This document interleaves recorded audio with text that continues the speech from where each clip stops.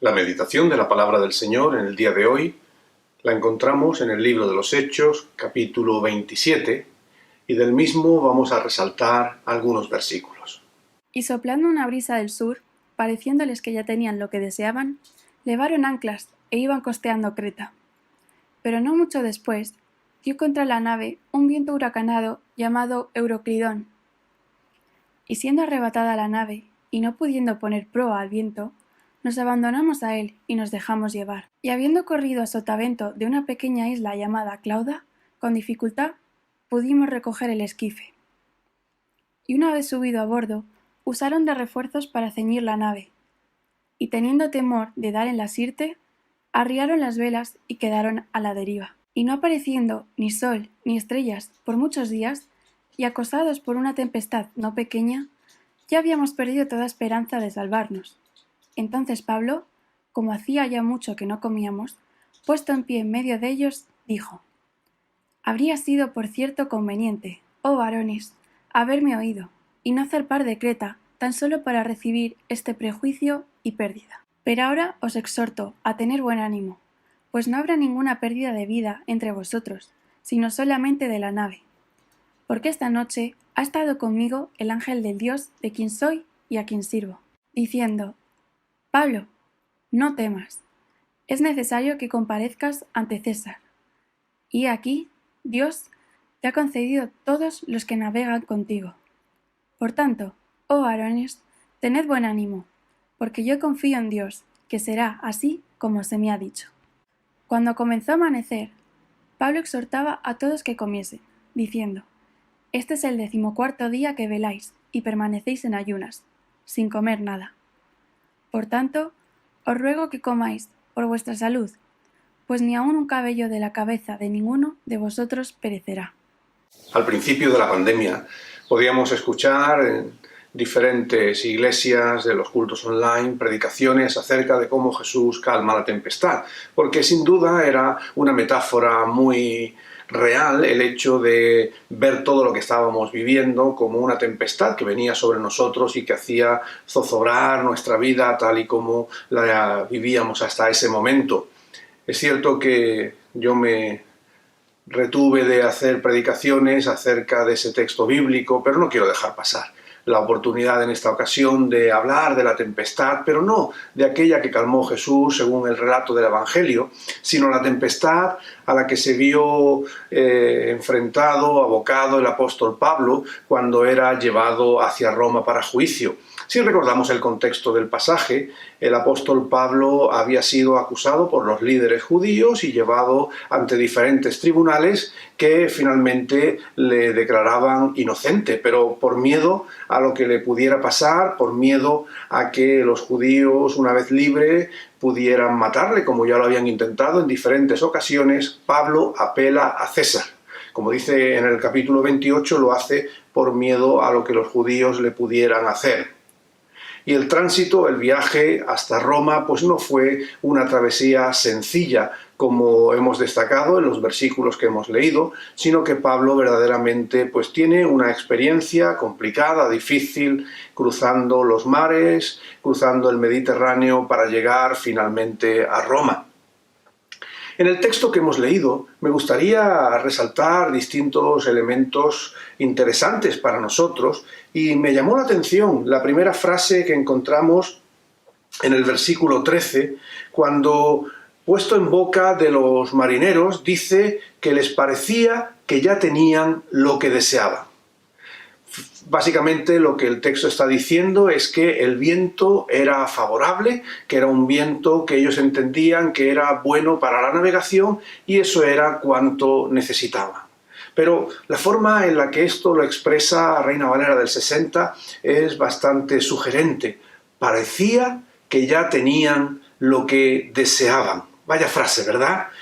Pensar que ya se tiene lo que se desea parece algo increíble. ¿Quién de nosotros no desea todavía alguna cosa? Todos deseamos, sin duda, bienestar, vivir con dignidad.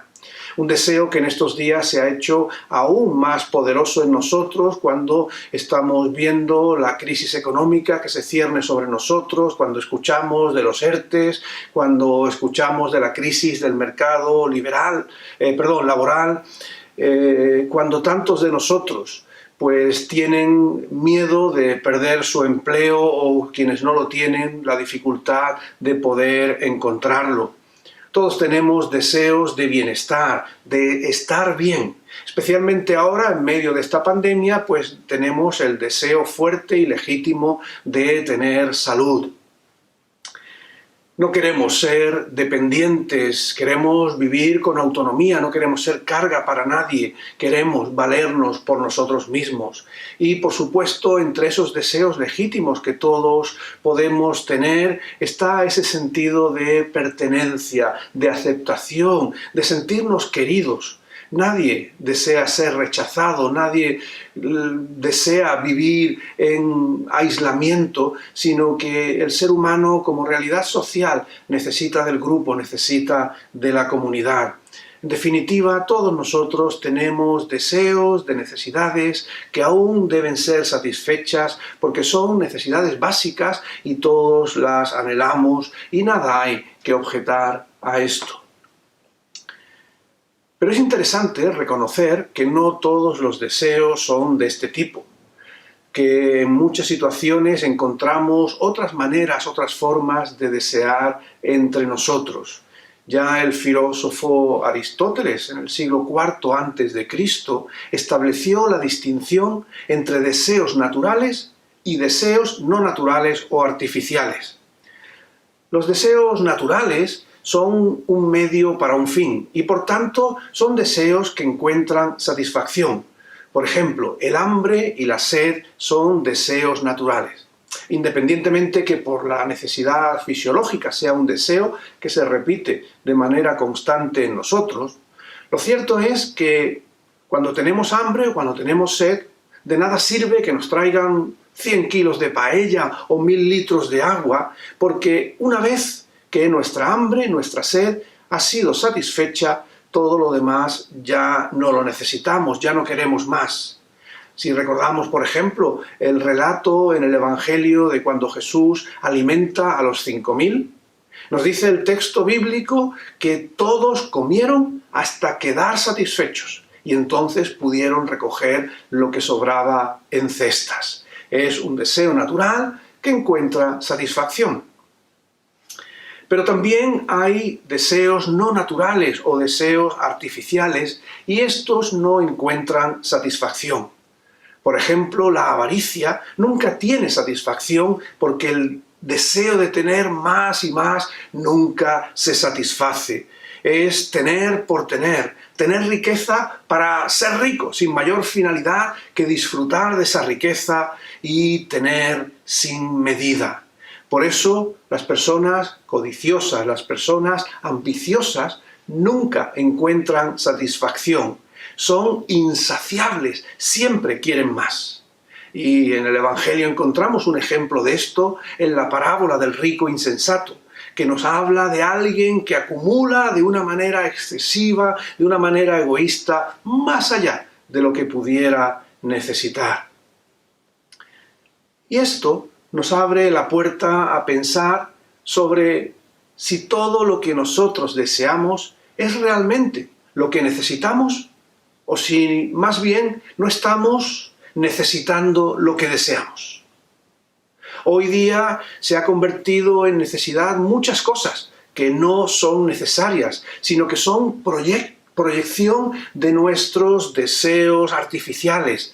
Por ejemplo, cuando vemos a adolescentes con móviles que cuestan 1000 euros o a adultos con armarios, con ropa y zapatos que no se van a poder poner 2 veces de tanto que tienen, oímos el comentario y nos dicen es que lo necesito. Hacemos de nuestros deseos artificiales necesidad y entonces vivimos siempre insatisfechos. Nunca pensamos que tenemos bastante. De ahí que tengamos que recordar las palabras del Señor Jesús cuando le dice a sus discípulos que tienen que poner en orden sus prioridades, sus afanes, sus deseos, que debían buscar primeramente el reino de Dios y su justicia, y todo lo demás vendría entonces por añadidura. O como nos recuerda Santiago en su epístola, debemos someternos a Dios, debemos acercarnos a Dios, y entonces Él se acercará a nosotros. Probablemente ese fue el planteamiento de los marineros en el texto de Hechos que hemos leído.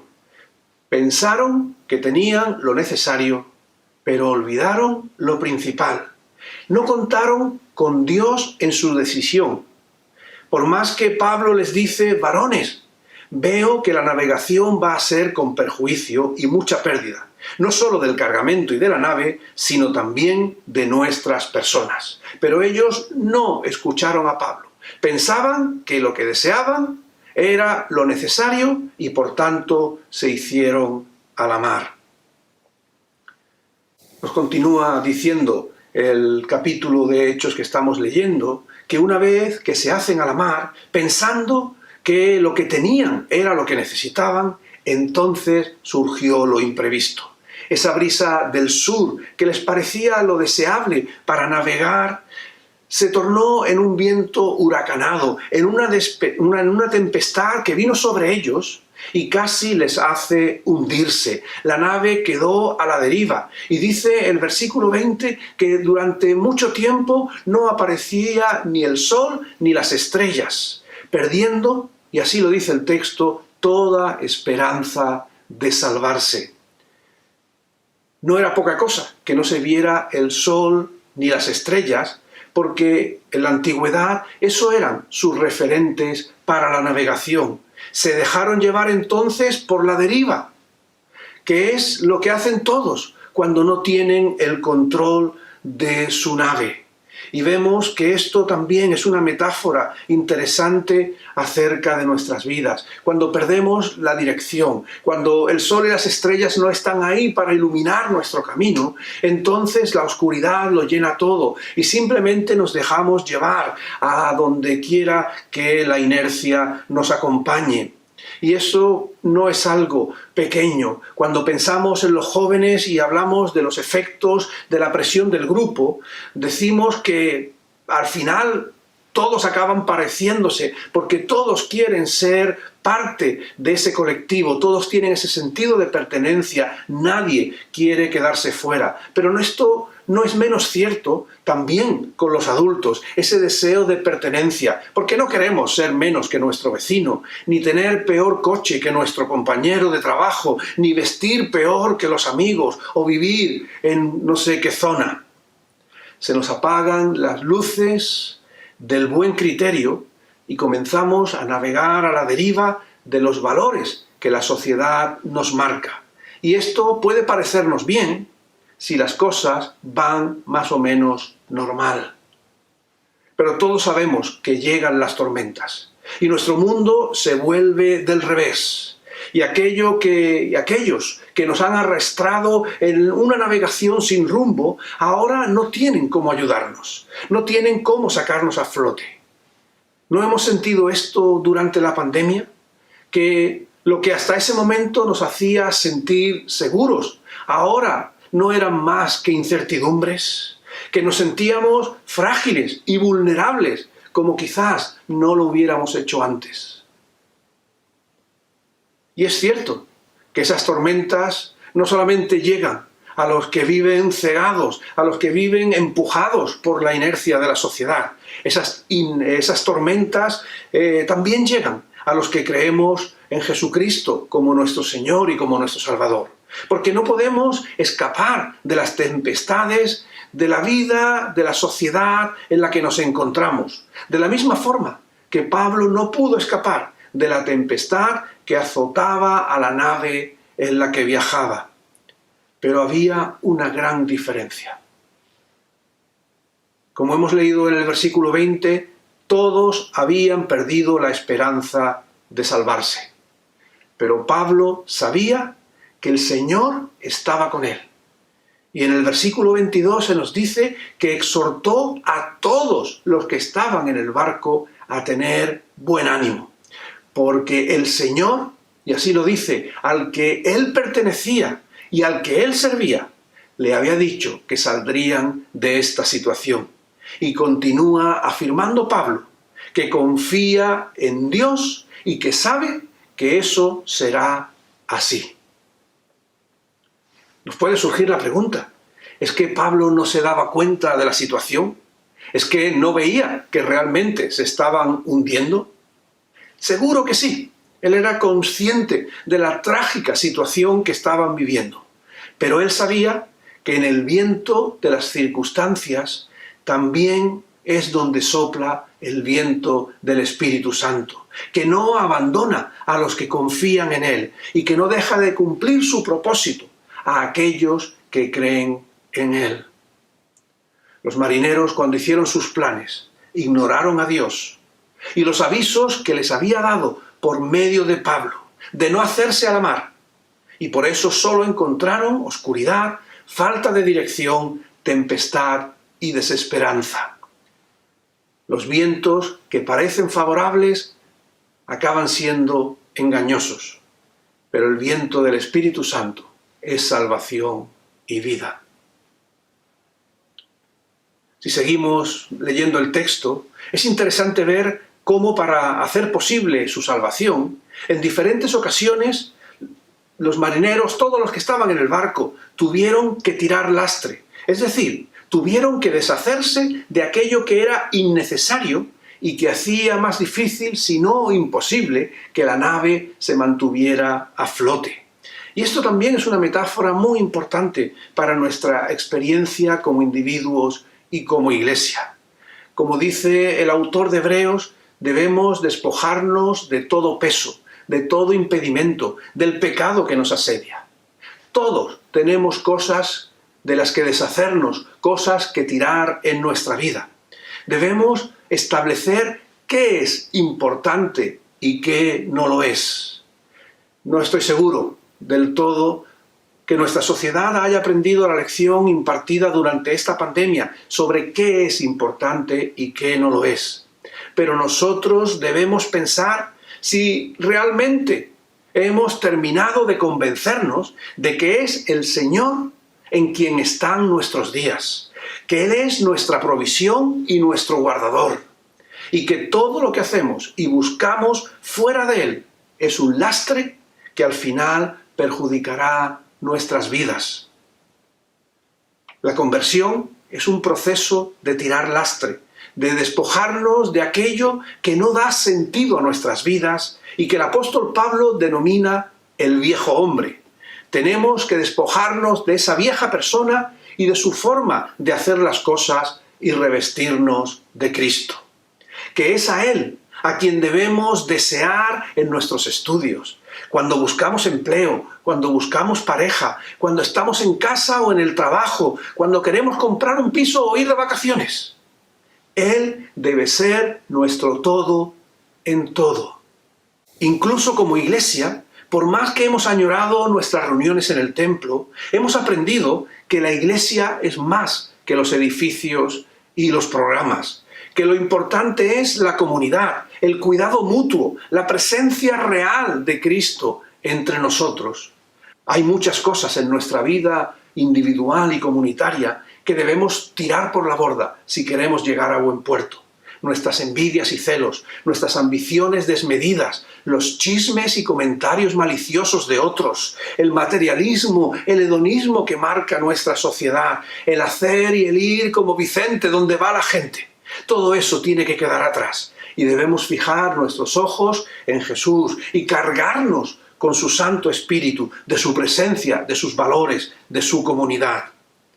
Hay cosas que necesitamos tirar y hay que establecer lo que es importante. Por último, vemos en el texto bíblico que la acción de Dios en nuestro mundo nunca es un sálvese quien pueda, sino que todos son importantes y necesarios.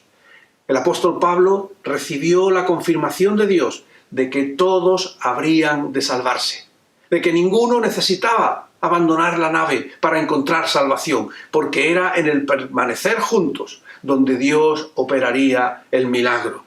Es una actitud muy humana esa, la de sálvese quien pueda. Cuando estamos con el agua al cuello, cuando se ha perdido toda esperanza, como hemos leído en el texto bíblico. Pero el Señor no quiere que nadie se pierda, sino que quiere que todos vengan al arrepentimiento, que todos vengan a la conversión, que todos experimenten la salvación que Él ofrece por medio de su Hijo Jesucristo. Dios envió a su Hijo Jesús para salvar a toda la humanidad.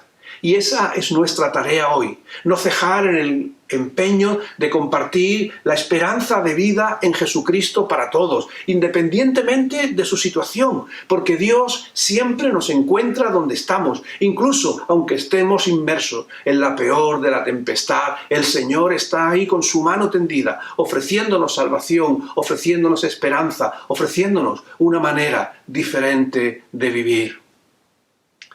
La palabra del Señor en este día nos ha hecho reflexionar sobre todo aquello que deseamos para nuestra vida, porque las tempestades llegan y los vientos nos arrastran sin remedio.